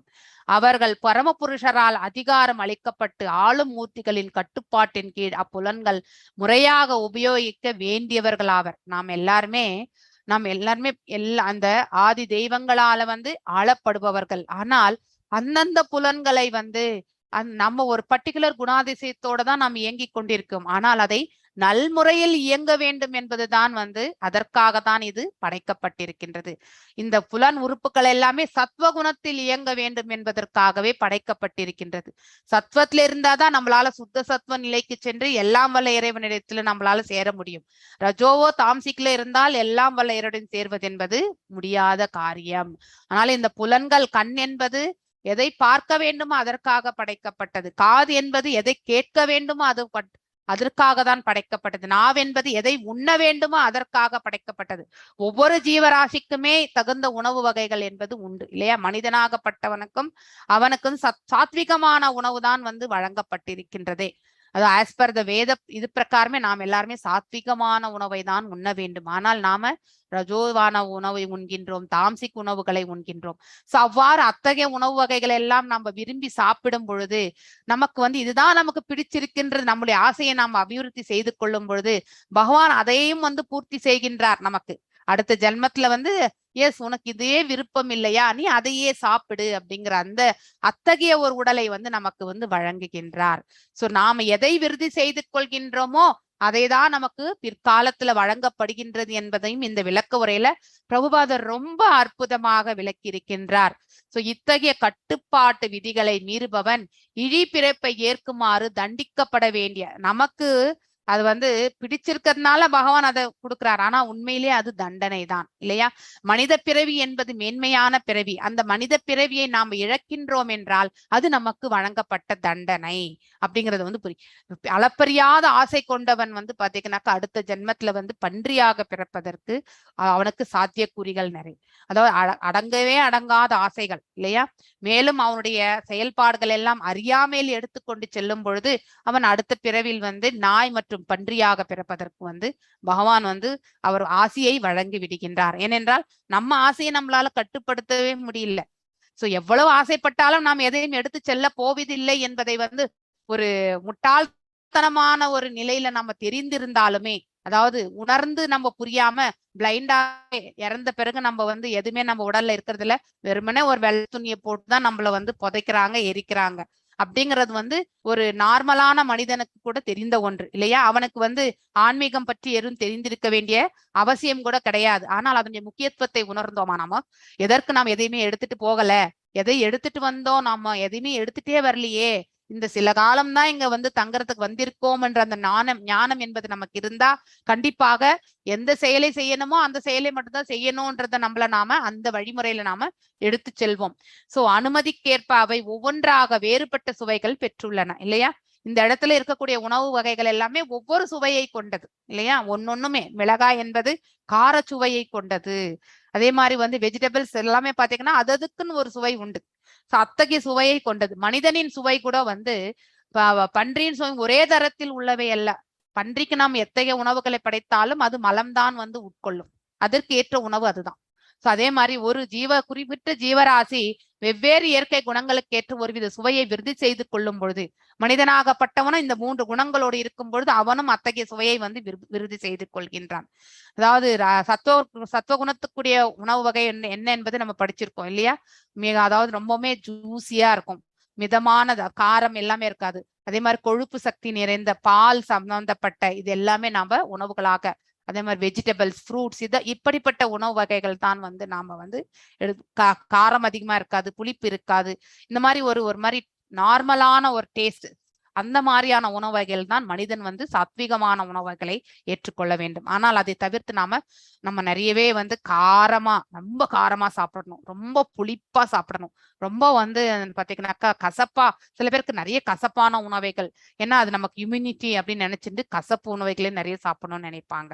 சில பேருக்கு ஸ்வீட் மட்டும்தான் பிடிக்கும் இல்லையா? சோ அந்த மாதிரியான நிலைகள் வந்து நாம் ஏற்படுத்தி கொள்கின்றோம். சோ ஒரு உடலை அப்படிப்பட்ட ஒரு இதெல்லாமே ரஜோ மற்றும் தாம்சிக் இயல்புல வர்றது. சில பேர் ஊசி போன உணவு கூட சாப்பிடக்கூடியவர்களும் உண்டு, அது தாம்சிக் இல்லையா? அதாவது சாப்பிடக்கூடாத, அதாவது எதை சாப்பிடக்கூடாதோ அத்தகைய உணவு வகையில கூட வந்து சாப்பிடுறவங்க வந்து தாம்சிக்ல இருக்கிறவங்க. நம்ம இந்த பகவத்கீதையில கூட நம்ம இதை படிச்சிருக்கிறோம். சோ மனிதன் பன்றியை போல் தராதரமின்றி சுவையை விருதி செய்து கொள்வானாயின் எதை வேணாலும் சாப்பிடக்கூடிய தகுதி இல்லையா? அதாவது அளவிட முடியாம சாப்பிடுறது, அதுலயும் வந்து இவ்வளவுதான் சாப்பிடணும், மிதமா சாப்பிடணும். எப்பொழுதுமே ஒரு யோகியானவன் வந்து மிதமாக சாப்பிடுவான் இல்லையா? நிறைய சாப்பிடுறவனும் ரொம்ப கம்மியா சாப்பிடுறவனும், நிறைய தூங்குறவனும் கம்மியா தூங்குறவனும் வந்து என்றைக்குமே யோகி ஆகக்கூடிய வாய்ப்பு கிடையாதுன்னு பகவத்கீதையில வந்து பகவான் எடுத்துரைத்திருக்கின்றார். எல்லாமே வந்து ஒரு கேளிக்கையும் சரி, அதே மாதிரி வந்து உணவும் சரி, எதுலையுமே மிதமாக இருக்க வேண்டும். அதாவது எல்லாவற்றையுமே சமமாக பாவிக்கக்கூடிய ஒரு பக்குவ நிலை இருப்பவர்கள், அவர்கள் சாப்பிடக்கூடிய உணவும் வந்து மிதமானதாக தான் இருக்கும். நிறைய சாப்பிட மாட்டாங்க, கம்மியாவும் சாப்பிட மாட்டாங்க.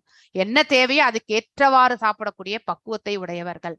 ஆனால் பன்றியை போல நாம வந்து சாப்பிடக்கூடிய அந்த குணாதிசயத்தை, எதை வேண்டுமானால் எவ்வளவு வேண்டும் என்றாலும் சாப்பிடணும்னு நினைக்கக்கூடிய அந்த குணாதிசயத்தை நாம் வளர்த்து கொண்டால் அடுத்த பிறவி என்பது நமக்கு அப்படி சாப்பிடக்கூடிய உடல் அமைப்பை நமக்கு பகவான் வந்து வழங்குகிறார். இத்தகைய கண்மூடித்தனமான சுவையை விருதி செய்து கொள்ள மனிதன் ஒருவன் அடுத்த பிரிவில் இழிவான வாழ்வை ஏற்க தயாராக இருக்க வேண்டும். அது நம் பன்றியினுடைய இது வந்து நமக்கு இழிவான பிறவி என்பது நாம மனிதனாக இருக்கும் பொழுது நமக்கு புரிகின்றது.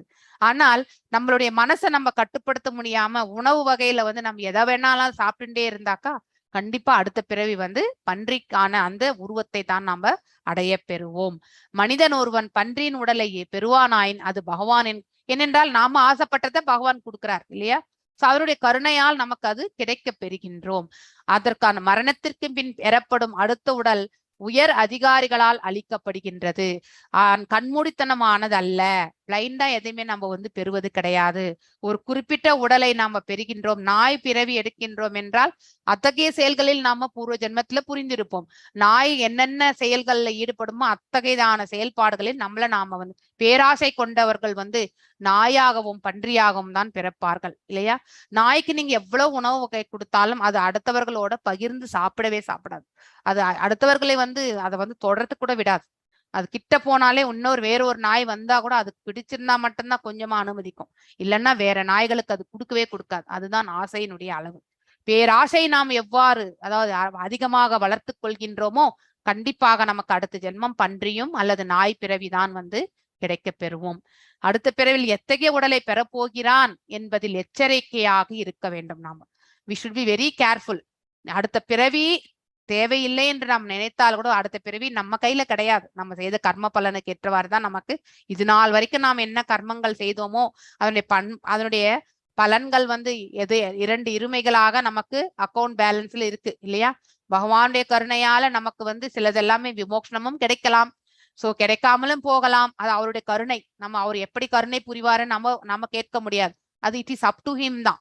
சோ அத்தகைய கருணையை நாம ஏற்றுக்கொள்ளும் பொழுது அடுத்த பிறவி வந்து நம்ம வந்து மனிதனாக பிறப்போமோ, இல்ல மோட்சம் அடையுமோ, இல்ல இழிவான பிறவிக்கு தள்ளப்படுவோமோ என்பது எல்லாமே நம்முடைய கர்ம பலன் அடிப்படையில் பகவான் நமக்கு எதை அருள்கின்றாரோ அதை தான் நாம ஏற்றுக்கொள்ள வேண்டும். சோ பொறுப்பற்ற கண்மூடித்தனமான ஒரு வாழ்வு அபாயகரமானது. இந்த வரியை நம்ம கண்டிப்பா அண்டர்லைன் பண்ணிக்கணும் இல்லையா? ஒரு ரெஸ்பான்சிபிள் இல்லாம நிறைய பேர் இருக்காங்க இந்த காலகட்டங்கள்ல. போதைக்கு அடிமையானவர்கள், அதாவது வீட்டுல இருக்கக்கூடிய பொருட்களை எடுத்துட்டு போயிட்டு அடமானம் வச்சுட்டு கூட அவங்க வந்து குடிக்கக்கூடியவர்களும் உண்டு. அத்தகைய செயல்பாடு புரிபவர்களாம் அடுத்த பிறவி கண்டிப்பாக விலங்கினத்துலதான் பிறப்பாங்க. ஏனென்றால் அவர்களை சுற்றி வாழக்கூடிய தன்னுடைய குடும்பத்தினாருடைய நலனை பற்றி அவன் ஒரு ஜனமும் யோசிப்பது கிடையாது இல்லையா? தன்னுடைய புலன் திருப்திக்காக மட்டுமே அவன் இயங்கிக் கொண்டிருக்கின்றான்.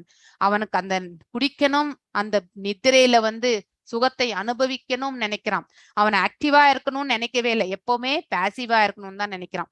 பேசிவா இருக்கிறவங்களுக்கு கண்டிப்பா வெறுமனே கிராஸ் பாடி மட்டும்தான் கிடைக்கும்.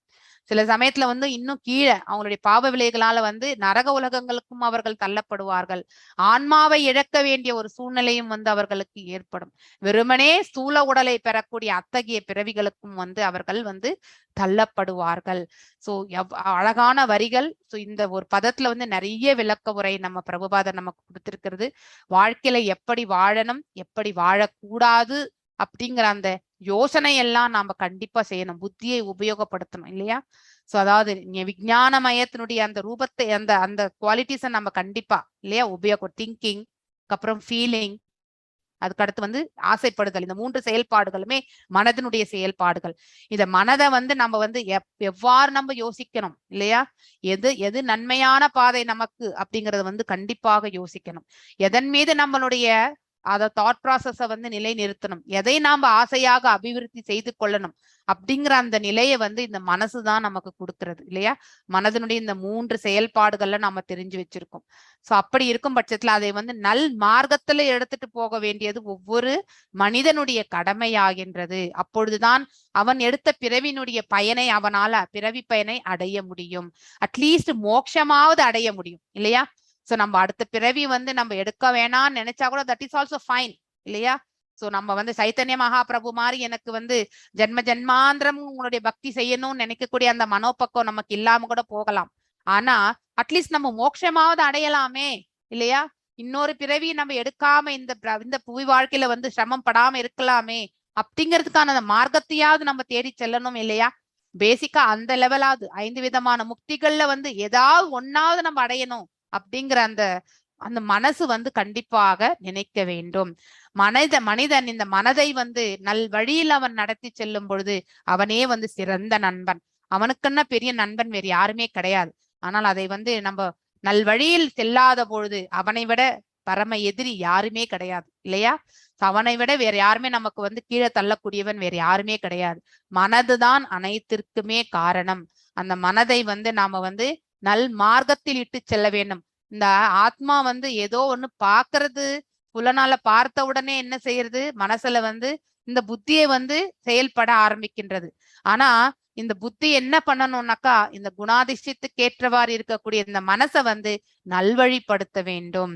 சோ நல்ல புத்தியை வந்து நம்ம வந்து எடுத்துட்டு செல்லும் பொழுது மனசு வந்து சத்துவத்துல வந்து ஓங்கி இருக்கும் பொழுது அவன் நற்காரியங்களில் ஈடுபடுகின்றான். மேலும் விடுதலை அடையக்கூடிய அந்த மார்க்கத்திற்கும் அவனால் செல்ல முடியும். சுத்த சத்துவ நிலையும் சமாதி நிலையும் செல்லக்கூடிய மார்க்கம் அவன் அடைய பெறுகின்றான்.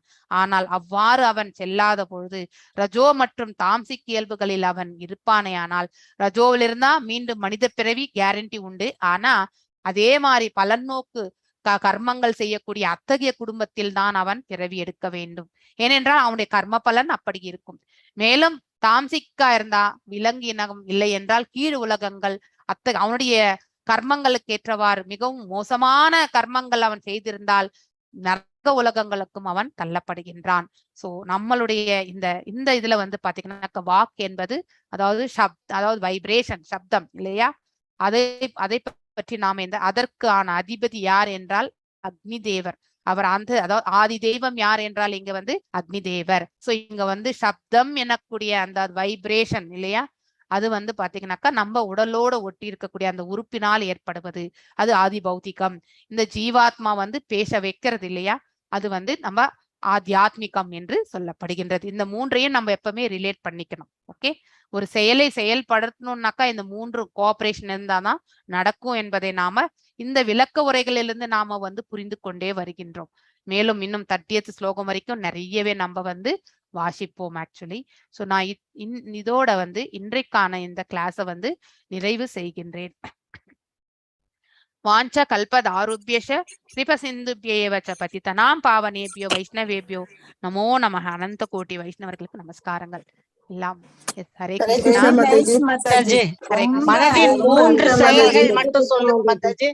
என்னம்மா மாதாஜி, மனதோட 3 அந்த செயல்கள் மட்டும் சொல்லுங்க மாதாஜி. திங்கிங், அதுக்கப்புறம் ஃபீலிங், ஃபீலிங் அதன் மேலேயே வந்து பாருங்க திங்க் பண்றது வந்து தாட் ப்ராசஸ்ல எடுத்துட்டு வர்றது இல்லையா. ஜீவாத்மா அது ஒண்ணுதான் அந்த புத்தியை உபயோகப்படுத்தி செய்யப்படும், அவ்வளவுதான். அதுக்கப்புறம் அது சைலண்ட் ஆயிடும். இந்த புத்தி என்ன செய்யும், அதை பார்த்து அதிலேயே வந்து லயித்து கொண்டே இருப்பது, அது ஃபீல் பண்றது. அதுக்கப்புறம் ஒன்னுக்கு மேல நம்ம ஆசையை வளர்த்து கொண்ட அது கடைசியில எங்க போய் முடியறது, டிசையர் இல்லையா, நம்ம ஆசையில வந்து முடியறது. சோ இதுதான் வந்து ஞானமயல நம்ம வந்து இது படிச்சிருக்கோம். இந்த 3 இது மனதனுடைய 3 செயல்கள். இதை நம்ம நல் மார்க்கத்துல நாம எடுத்துட்டு போனோம்னா கண்டிப்பா நம்ம வந்து எந்த இடத்துல சேரணுமோ அங்க போய் சேர்ந்துருவோம். ஆனா அதை வந்து நம்ம வந்து ரஜோ மற்றும் தாம்சிக்ல எடுத்துட்டு வந்தோம்னாக்கா கண்டிப்பாக மீண்டும் பிறவி எடுக்க வேண்டிய அத்தகைய சூழலுக்கு நாம வந்து தள்ளப்பட்டு விடுவோம். இந்த வைப்ரேஷன், அதாவது பேசுறதுக்கு அக்னி தேவன் தான். அக்னிக்கும் பேசுறதுக்கும், ஏன்னா நம்ம இந்த பிராண மையத்துல கூட வந்து வெளி சுவாசத்துல நீங்க பாத்தீங்கன்னாக்கா உங்களுக்கு நீங்க பிராணமயா பண்ணும்போது உட்சுவாசம் பண்ணும்போது நமக்கு கூலிங்கா தான் இருக்கும். ஆனா வெளியில வரும்போது பாடியில இருந்து வெளியில வரும்போது வெப்பமா ஹீட்டா தான் இருக்கும் இல்லையா. அதே மாதிரி நம்ம உணவு செரிக்கும் போது நம்ம இந்த இது வந்து பாத்தீங்கன்னாக்கா இந்த பை வந்து பாத்தீங்கன்னாக்கா உட்சுவாசம் இதுக்குள்ளேயே வந்து காத்து போயிட்டு வந்துட்டு தான் இருக்கும் ஆக்சுவலி. சோ அதனுடைய அந்த வெளியில வரக்கூடிய அந்த இது நம்ம பேசும்போது வெளியில தானே வருது காத்து இல்லையா. ஹான் நம்ம இப்ப வெளியே பண்ணும்போது அது பாத்தீங்கன்னாக்கா நீங்க இஃப் யூ ஃபீல் ஊதுனா கூட நீங்க வந்து அனலாதான் உங்களுக்கு தெரியும். தட் இஸ் எஸ் வெளியில வரும்போது அது அக்னியினுடைய இதுதான் அப்படிங்கிறது. சப்தம் என்பது அக்னியிலிருந்து தான் வருகின்றது அப்படிங்கிறது வந்து அழகான விளக்க உரை இல்லையா. சோ நம்ம we are all நம்ம யாருக்கு வந்து கடன் பட்டிருக்கின்றோம், we are indebted to Sheila Prabhupada இல்லையா. சோ நம்ம இப்ப தாமோதர அஷ்டகத்தை பாடலாமா? ஒரு நிமிஷம் நான் விளக்கு மாத்திரம் எடுத்துட்டு வந்துடுறேன், ஒரே நிமிஷம். யார் பாட போறீங்க அப்படிங்கறது வந்து ரெடி பண்ணிக்கோங்க. கிருஷ்ணா பிரபு, if you want you can share the screen also, just 1 minute.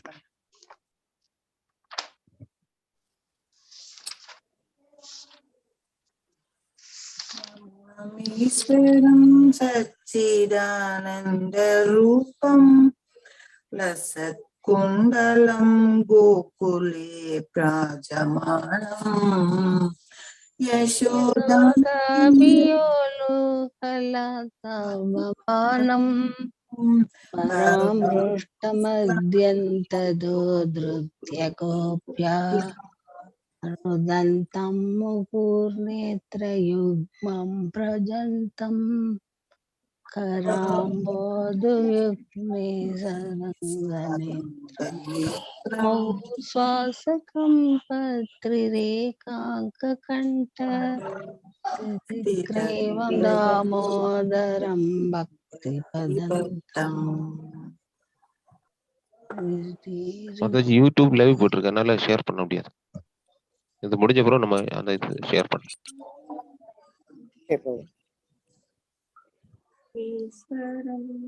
அதாச்சும் யூடியூப் லைவ் போட்டிருக்கு, அதனால இப்ப ஷேர் பண்ண முடியாது. இது முடிஞ்ச பிறகு ஷேர் சாட்ல போட்டுருக்கீங்க கிருஷ்ணா. இல்ல நான் இது வேணா மகம் இது தானே தாமோதர அஷ்டகத்தை தான் உங்களை ஷேர் பண்ண சொன்னேன். அதுதான் ஷேர் பண்ண முடியாதுன்னு சொன்னாங்க. சோ நீங்க வேணா சாட்ல டைப் பண்ணி விட்டுருங்க. ஒரு நிமிஷம் நானே இங்க பண்ணிரப்பா. let me share. PDF வேணா ஷேர் பண்ணலாம். அதாச்சும் PDF தான் நீங்க ஷேர் பண்ணுங்க பிரபு. தமிழ்ல ஷேர் பண்ணுங்க, நான் இங்கிலீஷ்ல தான் பண்ணுவேன், அதனால தான். வீடியோ மட்டும் நான் ஸ்டாப் பண்ண பிறகு இந்த டெத் அண்ட் பர்த் அந்த வீடியோ ஒரு வாட்டி போடுங்க பிரபு. அப்ப நான் ஐ வில் ஸ்டாப். இப்போ தாமோதர அஷ்டகத்துக்கு ஒரே ஒரு செகண்ட் முன்னாடி நம்ம ஏன் இவ்ளோ தடவை ஆர்த்தி காட்டுறோம், இது என்னன்றது குறிக்கிறது தெரியுமா? மாதாஜி அது அன்னைக்கே சொல்லிட்டீங்க மாதாஜி. இருங்க அது ஓகே. அது வந்து என்ன குறிக்குதுன்னு நான் சொன்னேன். பட் அந்த கான்செப்ட் ஃபர்ஸ்ட் எப்படி வந்துச்சு அப்படின்றது, அதாவது என்ன ஒன்னொன்னு குறிக்குதுன்றதுதான் அன்னைக்கு சொன்னேன். பட் எப்படி ஸ்டார்ட் ஆச்சுன்னா ஃபர்ஸ்ட் வந்து நம்ம அந்த தாமோதர அஷ்டகம் ஒரே ஒரு செகண்ட் மேம் எக்ஸ்டென்ஷன் என்ன ஆகுது, அதோட எக்ஸ்டென்ஷன் தான் அவரை வந்து கல்லுல கட்டி போட்ட அப்புறம் அவர் வந்து அந்த அது இழுத்துட்டு போய் அந்த 2 அசோகா ட்ரீய விழுத்துறாரு இல்லையா. அப்ப வந்து வர்ற 2 பேரு வந்து நம்மளோட குபேதர் பசங்க. அந்த கதையெல்லாம் உங்களுக்கு தெரியும். அதுல வந்து அம்மா வெளில வரச்சே என்ன ஆகுது, அவங்க அந்த 2 பெரிய மரங்கள் கீழே விழுந்திருந்த உடனே யசோதா அம்மா வந்து ஓடி வராங்க. சோ இது வந்து கொஞ்சம் தொலைவுல நடக்கிறதுனால அது ஆல்ரெடி சாயங்காலம் வேறன்னு சொல்லிட்டேன் இல்லையா, அதனால இருட்டு பூஞ்சு இருக்கு. அதுல வந்து அவங்களுக்கு வந்து பையன் வந்து அடிபட்டுட்டானா கிருஷ்ணர்ன்றதால அவர் என்ன அவங்க பண்றாங்கன்னா கையில ஒரு விளக்கு கொண்டு வராங்க. விளக்கு கொண்டு வந்து ஒரு பாட்டா அவங்க செக் பண்றாங்க. அப்போ செக் பண்ண பாட்டு என்னன்னா அவங்க 4 தடவை இந்த கால் அந்த கால்ல அடிபட்டிருக்கா, அப்புறம் வயிறு பதிகிட்டி அது 4 தடவை, அதே மாதிரி வயிறு எங்கேயாவது அடிபட்டிருக்கான்னு 2 தடவை பாக்குறாங்க. அதுக்கப்புறம் முகத்துல எங்கேயாவது அடிபட்டிருக்கான்னு 3 முறை, அப்புறம் உடம்புல எங்கேயாவது அடிபட்டிருக்கான்னு 7 முறை. சோ இங்கதான் முதல்ல அது தொடங்கிச்சு. அதாவது அதை ஸ்டார்ட் பண்ணது, அதோட அர்த்தம் நான் அன்னைக்கு சொன்னேன். அது ஸ்டார்ட் ஆன இது எங்கன்னா யசோதாமா கிட்டதான் ஆரம்பிச்சிச்சு. அது கூட அதான் அது நீங்க சொல்லலாம் அப்படின்னு. ஹரே கிருஷ்ணா. ஹரே கிருஷ்ணா. ஹரே கிருஷ்ணா. ஹரே கிருஷ்ணா. யார் பாட போறீங்க? நானும் உங்களோட சேர்ந்து பாடுறேன். சோ தட் எல்லாரும் சேர்ந்து பாடுவோம். ஓகே, பாடுங்க. நமாமீஸ்வரம் சச்சிதானந்தரூபம் லசத்கலம் கோகுலே ராஜமனம் யசோதாபியோலோகலாதவமானம்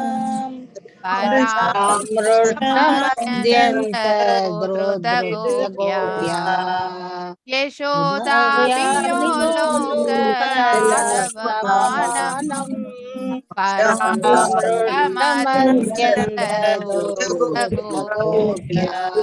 ருதந்தம் முஹூர்நேத்ரயுக்மஜந்தம் கராமோஜயுக்மேன சாடகநேத்ரம்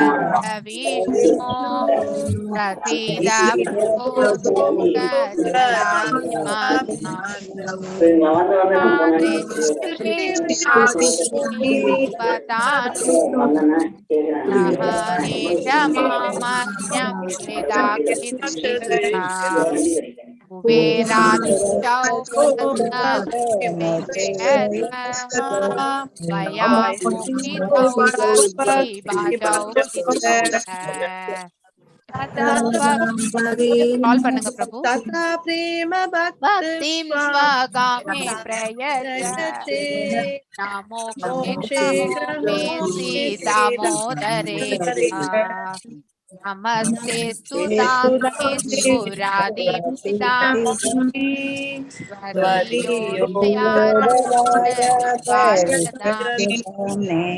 நமோ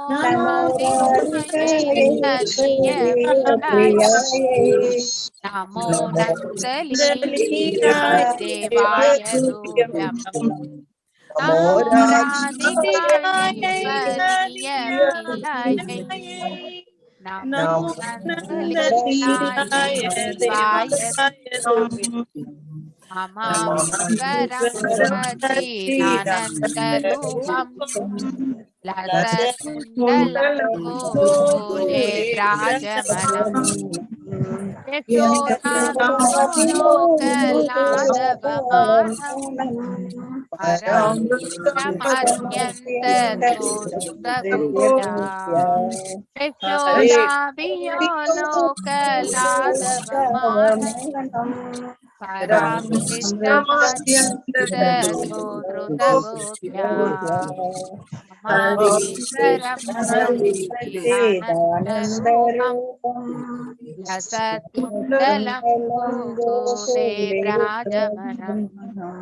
Hare Hare Krishna, Krishna, Hare Krishna, Krishna, Krishna Krishna, Hare Hare Hare, Hare Rama, Hare Rama, Rama Rama, Hare Hare.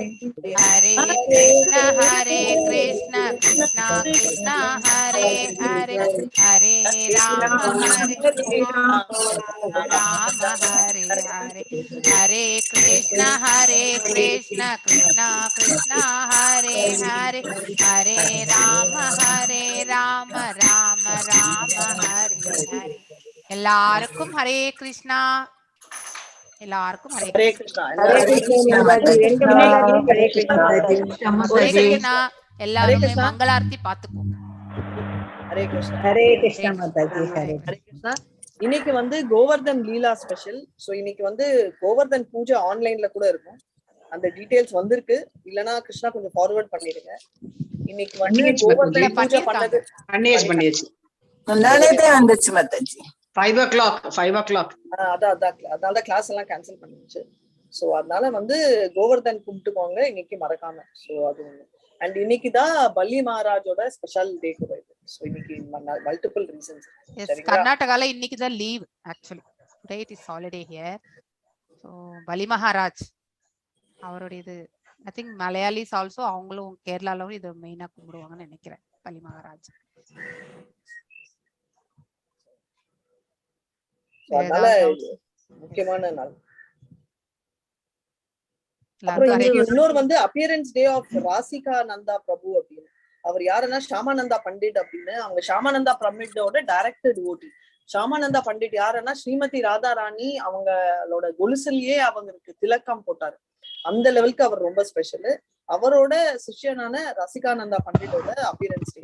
So 3 occasion வருது. அப்புறம் பல்லி மகாராஜ் வந்து இன்னைக்குதான் ஆத்ம நிவேதனம், அதாவது கடைசியா வந்து அந்த ஸ்பிரிச்சுவல் மாஸ்டருக்கு அகைன்ஸ்டா போயிட்டு மொத்தமே, அதாவது 3வது பாதம் என் தலையிலேயே வைக்கலாம் அப்படின்னு கம்ப்ளீட் ஆத்ம நிவேதனம் பண்ணாரு. அது அண்ட் அந்த கோவர்தன் லீலை கூட இந்த லீலை மாதிரி நிறைய பாஸ்ட் டைம்ஸ் குட்டி குட்டி உள்ள இருக்கு.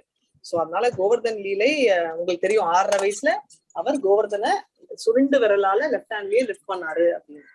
சோ இதுதான் ஹரே கிருஷ்ணா எல்லாருக்கும். அண்ட் கோவர்தன் வேற யாரும் இல்ல, கிருஷ்ணரே தான்.